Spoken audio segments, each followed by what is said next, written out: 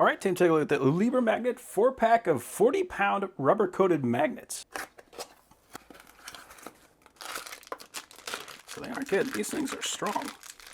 I was hoping to just pull one of them out, but no, they're all coming with it.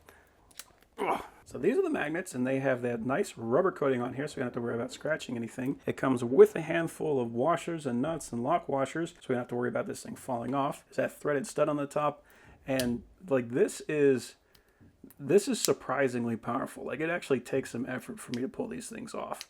So that is incredible. I love these things just because there's so much you can do with a magnet, especially a really strong magnet like this. Like, you can make a nice long stand for like a flashlight or something like that, and you can stick this to literally anything. These things are just fantastic to have around. So the idea is you're just going to throw this through the hole, put a washer on, then your lock washer, and then your nut. Because of that lock washer, when you lock that down, that is going to stay wherever you put it. So that stud is just at about 3/8 of an inch deep. And having a 4-pack of these things is just awesome. Like, if you really want to lock something down, you could use all 4 of these on a single thing. You'll have a hard time getting that off. Like, these are some very strong magnets. So I am very happy with that.